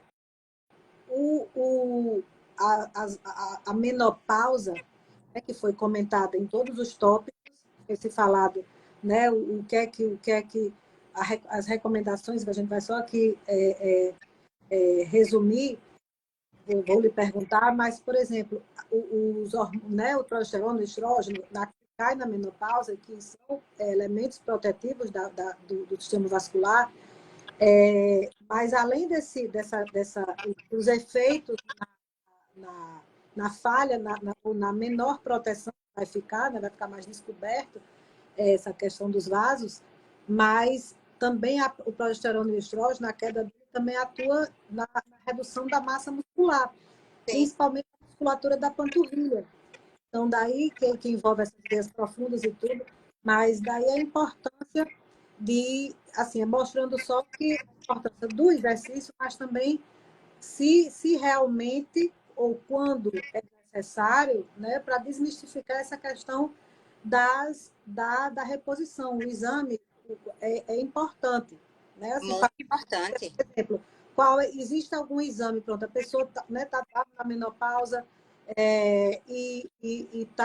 tem uma indicação de fazer, vai buscar o seu ginecologista, sua ginecologista, mas existe aquele exame assim para avaliar a circulação das artérias, que é esse que você falou, das artérias e veias, para ver, não, você pode fazer. O Doppler, né? A gente avalia sempre pelo Doppler. O Doppler, como eu disse para você, é o nosso xodozinho, é o nosso GPS. Ele vai. Primeiro, a história, a gente entra naquela questão da história familiar. O paciente que tem uma história familiar, que a mãe teve uma trombose, uma embolia, a gente já pondera. Mas nós temos também hormônios que podem ser feitos. Então, claro, essa avaliação, como eu disse, ela vai ter que ser individualizada. Mas o exame que a gente pede para ver os vasos, seja o Doppler arterial ou venoso, é um exame mais simples, que é um exame tipo ultrassom. A gente só pede outros exames, tipo uma arteriografia, num caso mais avançado, um paciente diabético, um caso mais avançado. Mas, normalmente, o Doppler a gente consegue resolver aí de diagnóstico, eu diria 95% dos casos. E é um exame que não é invasivo. E daí, então, né, assim, a gente falou dos vasos, mas que tem essa redução hormonal também gera aquela questão, né, do acúmulo do colesterol LDL, a redução do HDL, tudo isso também gerando obstrução dos problemas circulatórios. Então, esse efeito protetor, né, do endotélio produzido pelos hormônios femininos, que a partir da menopausa cai e aumenta aí a formação das placas, ateroma e tudo. Para entender que na hora que a gente você, né, vocês angiologistas, cirurgião vascular, tem aquela relação com o contato mesmo, né? O ginecologista e o cirurgião vascular, eu acho que é muito importante para ter mais, tanto a passar mais a segurança, só a ter, lógico, se ela não tem histórico de câncer e tudo, porque muitas vezes o medo é esse, como você mesmo disse, é muito medo da reposição, porque eu vou ter câncer, eu posso ter câncer, mas você pode também infartar. Exatamente. Você... Na verdade, o infarto e o AVC mata mais que o câncer, né? E a pessoa pega ali só no câncer, né? Pega ali só no câncer. E como você pode, e o câncer, você tem como, de certa forma, pegar, se você desenvolver, porque, na verdade, o hormônio, ele está relacionado ao câncer, quando o câncer é hormônio dependente. Porque câncer de mama você pode ter por N causas, N coisas. Não é só pela questão do hormônio, mas foi colocado na cabeça do paciente que ele pode dar, e aí ele pegou aquilo ali, então ele não faz, mas ele esquece que, na verdade, ele fica desprotegido por tantas outras coisas, né? Então, essa importância de tirar esse mito. Claro, se o paciente tiver uma história de câncer da família, hormônio dependente, né? Claro que a gente vai ponderar a questão da reposição, mas não esquecer que não é o câncer de mama que mais mata no mundo. Quem mais mata no mundo é o infarto e o AVC. E na hora que a mulher tira o efeito protetor do estrógeno e progesterona, ela já está correndo o risco, por isso que estatisticamente os homens têm mais infarto AVC, mas na hora que a mulher entra na menopausa, ela está ali concorrendo estatisticamente com o homem, exceto as mulheres que fazem reposição hormonal. Então a gente vem alertar isso porque não é só sobre o câncer. Porque se você tem um histórico de câncer, você pode fazer mamografia, né, uma anual, por isso que tem a campanha, se pegando na fase precoce. Hoje, cada vez mais, o câncer de mama, ele é tratável. Então, assim, e o infarto AVC é aquela coisa súbita, né? É aquela coisa que ainda, estaticamente, dependendo do país, é o que mais mata. Não é o câncer, é o infarto AVC. Uhum. Então, assim, para ponderar, né? Que a gente está aqui liberando todo Não, mundo para fazer reposição, não. É para tirar o mito que isso. muitas mulheres têm e acham que os sintomas da menopausa é o fogache. Não é.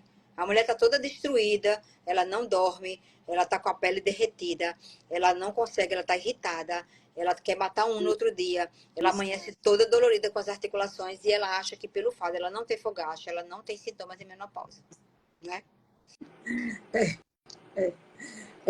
Gente, assim, é realmente, é como a Regina falou, assim, cada paciente é única, né? Tem uma sua particularidade e tudo nela necessita, né? Necessitam ser levados em consideração para tomar sempre a decisão mais acertada. Estou falando aqui na questão da reposição. Muitas vezes o trabalho do ginecologista junto com o cirurgião vascular sempre leva as melhores alternativas para a saúde dessa paciente.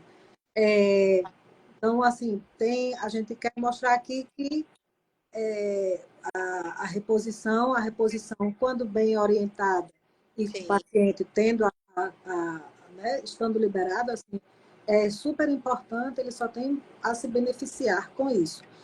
E que Que eu vi aqui uma pergunta, a paciente dizendo assim, eu fui para o médico e ele passou um creme que não resolveu nada. Às vezes a pessoa também acha que o tratamento, ele é assim, ele é único e tal. Eu como médica, eu digo que o paciente, eu vou começar um tratamento, eu vou fazer uma analogia, como se fosse uma escada. é, Eu não vou subir uma escada pelo último degrau, eu vou começar pelo primeiro. Então a gente começa ali um tratamento. Se não resolve, a gente passa para o outro degrau. A gente tem várias tentativas. Por quê? Porque não é uma fórmula mágica. Então, não vai ser um hormônio que vai resolver. Às vezes, o paciente ele vai se adaptar com aquela medicação e tem outros que não vão se adaptar com aquela medicação. E por isso que a gente tem que ter um arsenal, né? Um arsenal, por quê? Para o paciente ele vai desenvolver um efeito colateral, a gente já muda para outro. Mas às vezes o que acontece? O paciente ele se frustra no primeiro tratamento e ele não volta para aquele médico para dar o feedback. Entendeu? Doutor, e o paciente às vezes tem vergonha. Gente, não. Doutora, o remédio que a senhora passou não melhorou nada. Aí a médica vai o quê? Subir o outro degrau. Então vamos fazer isso até chegar num nível que você realmente se sinta bem. Então, às vezes, o paciente quer no primeiro degrauzinho que a gente vai subir, que ele já acerte. Não, a gente não pode. Eu costumo dizer, ninguém vai começar a matar uma barata com canhão. A gente vai pegar uma chinela, vai depois pegar uma vassoura, né? A gente vai tentando para dar o menor efeito colateral possível. Mas o feedback tem que vir do paciente. Doutora, não resolveu isso aqui. Aí ela passa para outro. Entendeu? Agora, o paciente às vezes se frustra no primeiro tratamento dose, e né? aí abandona. Que é o que a gente vê, abandona o tratamento. Não, gente. Não é? A gente quer acertar de primeira, mas nem sempre a gente acerta de primeira. Não, com certeza. Então, vamos aqui, nós, assim, eu tenho certeza que foi uma live super completa, né? O que a gente pôde, nós estamos aí com quase 2 horas de live. Eu reforço aqui que, como a gente está falando, falou muito de mulher, né? Semana passada, dia 28 de março, foi o Dia Internacional da Luta pela Saúde da Mulher, né? Que foca na luta pela vida e pela saúde, mostrando que a luta pela vida e pela saúde da mulher importa e que tão fundamental, né, quanto que não devemos deixar a saúde, né, nossa saúde em segundo plano. É preciso nos cuidar com consultas regulares, às vezes com necessidade de medicamento, de formulação capaz de melhorar, reservar um tempo para fazer o que a gente gosta, e mostrar que nós devemos ter nossa própria prioridade, né, para que nós vivamos com qualidade. E a gente, uma coisa assim que eu achei muito interessante, um pensamento que eu vi de uma pessoa que eu vou dizer o nome, nós não podemos combater o envelhecimento, né? Mas nós podemos usá-lo a nosso favor. aproveitar tudo que a passagem dos anos tem a nos proporcionar, chegar aos 50, 60 e por aí vai, 70, é sinal de muitas experiências que foram vividas, lembranças guardadas. Por isso, Na verdade, viu, Lu, né? eu sempre costumo dizer assim, que eu vou combater o envelhecimento, tá? Não, Eu não vou combater ser idosa, porque existe o idoso e existe o velho, né? O é. idoso, segundo a Organização Mundial de Saúde, é acima de 60 anos. Mas Uhum. o velho é aquele que se aceita, É, entendeu? Aquele que, eu tô velho. Tem pronto. paciente que chega lá no consultório, assim, com idade mais jovem que a minha. Doutora, a idade chegou, pelo amor de Deus. É da idade, Eu né? tô na flor da idade. Pois é, Então, não, eu vou brigar para não envelhecer. Idoso, e claro que eu quero ser, porque não existe outro caminho, a não ser que eu morra jovem. é. Mas velho, eu vou Uhum. Não, brigar para não ser. não tem. Ele diz assim, envelhecer é importante para todos nós, assim, mas é uma alternativa. Ele fala assim que envelhecer bem ou ter a longevidade, vamos chamar então de longevidade, ter uma longevidade saudável, né, é bem mais interessante. Portanto, cuidar do nosso corpo é um dever. Verdade. Então, ela diz que é Márcia de Luca, até diz esse pensamento aqui, que ela usou o nome envelhecermos sempre que acrescentamos anos à nossa vida, né? E crescemos sempre que expandimos nossos horizontes, acrescentando vida aos nossos anos. Então, vamos acrescentar vida aos nossos anos, Qualidade. né? Com qualidade, isso que é importante. Então, eu gostaria que você deixasse uma mensagem para todo mundo que está aqui com a gente.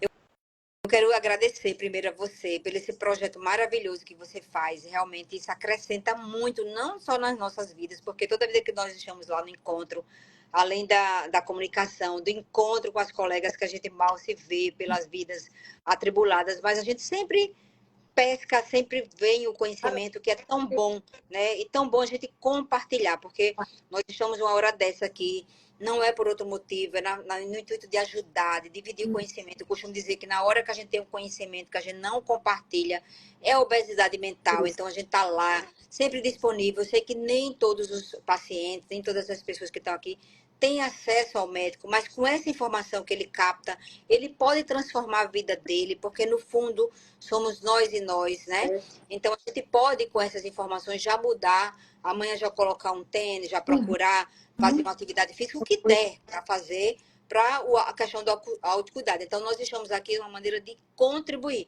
E eu quero agradecer a você pelo convite, pelas pessoas que participaram, que as mensagens, as perguntas que não foram respondidas aqui na live vão ficar e nós vamos responder, porque a gente não deixa ninguém no vácuo. Então, vou responder todas. Ela sempre responde. E assim, a gente está falando, como você falou, né? Conversando, levando, compartilhando, porque a gente acredita nisso. Nós, na realidade, fazemos isso, né? Porque a gente está falando de uma coisa que a gente faz. A gente coloca o tênis e vai, a gente se cuida, né? Ninguém está falando.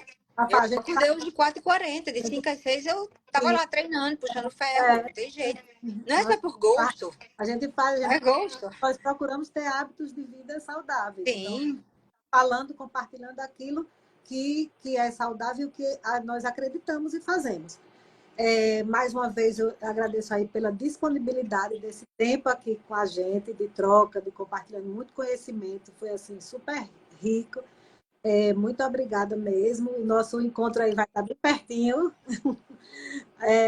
E, gente, a presença de todos vocês, obrigada também por estar aqui até, né, durante todo esse tempo. A live eu vou compartilhar com a Regina, vai ficar salva no Instagram da Formule, amanhã já sai, já entra também no YouTube da Formule. E, mais uma vez, assim, foi ótimo, eu estou muito contente, demais. Obrigada. e se alguém tiver alguma dúvida, pode mandar também lá no direct, essas coisas que a gente sempre está lá disponível. Eu sempre faço as caixinhas de perguntas na Na sexta-feira. É um sexta-feira. sucesso, que todo mundo vai tirando suas dúvidas. É sempre na intenção de ajudar cada pessoa a, de certa forma, a ter o Com autocuidado.